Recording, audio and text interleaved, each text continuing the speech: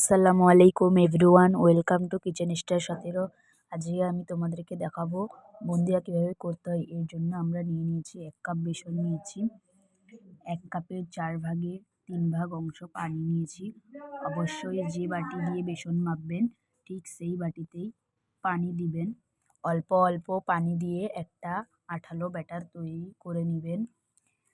পানিটা একেবারেই দিবেন না, অল্প অল্প দিবেন।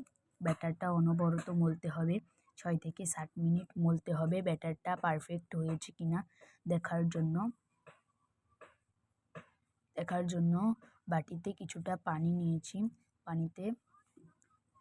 পানিতে ব্যাটারটা দিয়ে দেব। যদি ভেসে ওঠে তাহলে ভাববো ব্যাটারটা পারফেক্ট হয়েছে। এরপর অল্প কিছুটা ব্যাটার অন্য একটি বাটিতে নিয়েছি, এতে কিছুটা রেড ফুড কালার দিয়ে দিলাম সুন্দর দেখার জন্য। দেখতেই পাচ্ছ কত সুন্দর হয়েছে রেড ফুড কালারটা দেওয়ার ফলে। তোমরা চাইলে নাও দিতে পারো। বুন্দিয়া ভাজার জন্য পেনে আমরা 75 গ্রাম তেল গরম করে নিয়েছি। অবশ্যই তেলটাকে ভালোভাবে গরম করে নিতে হবে। বুন্দিয়া ভাজার জন্য এরকম ছিদ্র চামচ লাগবে। পেনের কিছুটা উপরে চামচটা বরফ ধরবো আর এরকম জায়গায় ধরে রাখার ফলে বুন্দিয়াগুলো মুক্ত দানার মতো পড়বে। এখানে একটা গুরুত্বপূর্ণ বিষয়, ভাজার আগে চামচটাকে ভালোভাবে ক্লিন করে নিতে হবে, একটা শুকনো কাপড়ের সাহায্যে মুছে নিতে হবে। বুন্দিয়া ভাজা হয়ে গেলে সাথে সাথে চিনির শিরা রেডি করে নিতে হবে।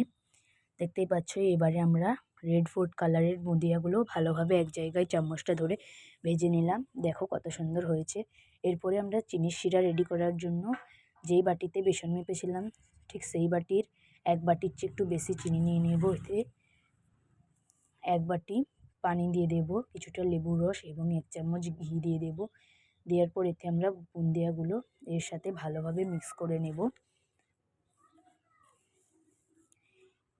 এ পর্যায়ে জ্বালিয়ে দিব চুলার সবথেকে লো আছে, প্যানটা চুলার উপর বসিয়ে রাখবো ঠিক 4 মিনিটের মতো। ঠিক 4 মিনিট পর ঢাকনা খুলে নিলাম, আবারও চুলাটাকে বন্ধ করে দিলাম। এখন বুন্দিয়াগুলোকে আবারও নেড়েচেড়ে মিশিয়ে প্যানটাকে আবারও ঢেকে রাখবো 20 মিনিটের জন্য। এবারে দেখতেই পাচ্ছ আমাদের বুন্দিয়াগুলো একদম রসালো